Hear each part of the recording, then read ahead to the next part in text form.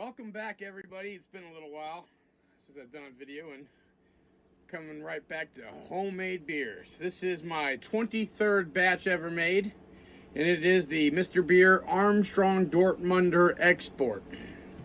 So, of course, I add my extra dextrose and stuff, and it comes out to, I got mine to come out to 5%.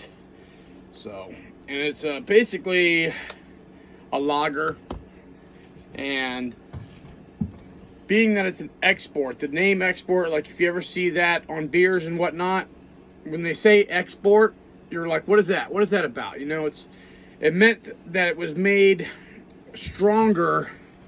It's like made stronger for the long voyages, you know, when you export beer. That's where the name comes from. Exported beer was usually would be made hoppier, stuff like that with more hops, more of the stuff that would preserve it for the long trip overseas. So normally when you see exports, they're definitely going to be in the 5% or above normally. So it is a lager, kind of like towards the Pilsner style. So I know the ingredients, it had I believe it was a Sterling hops. I think I wrote it down somewhere. Yeah, the Munich malt, says Sterling hops, and of course I think it came with the Bavarian Weissbier. I have to remember. I'll check that out later. I gotta remember which HME it was. Either way, this one took it fermented at a much colder temperature as well, like a true lager. So this is actually the first time I've ever done one that took 3 weeks instead of 2 to ferment, and 3 weeks basically, or no, it was 2 weeks, the condition, but 3 weeks in the fermenter at a much colder temperature, kind of like and used real lager yeast instead of like the ones that most of them are like an ale yeast. So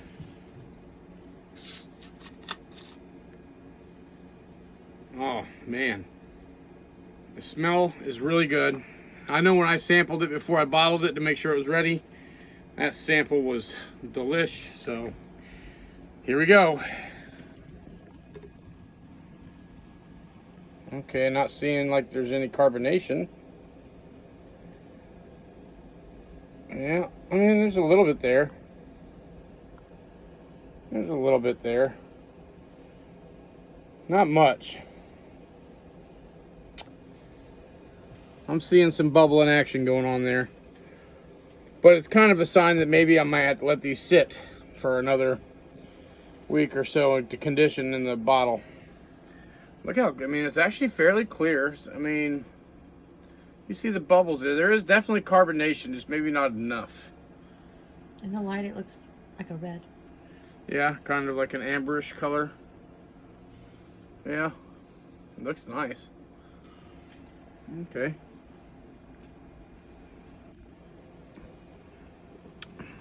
We got the picture. I think it needs some more time. I might have to do another video on this one, but the flavor's there. It still tastes like it's young. Definitely tastes like it's young. It needs some more time in the bottles, which sucks. I was wanting to put them on the fridge today, but it's gonna need some more time. It's also because it's winter time right now, so it's a lot colder inside, and they usually, it's not like summer when they're in the 70s and 80s. They condition a lot faster. So being that it's usually like 60 degrees or so in here now, it's going to take a little bit longer. It's really good. I mean, it's got great flavor, just doesn't have the carbonation I think it needs. I'm really hoping that it'll, you know, get better off in a couple of weeks or so. I noticed that my dad's favorite cream ale, if y'all remember that last video, after like 2 more weeks of conditioning, and it just didn't, it was the same as this. So I'm gonna have to work on that some more. Maybe I might add some even extra sugar to the before conditioning or something. I don't know. I mean, it's still got a good flavor. Still pretty good. Until next time, salute.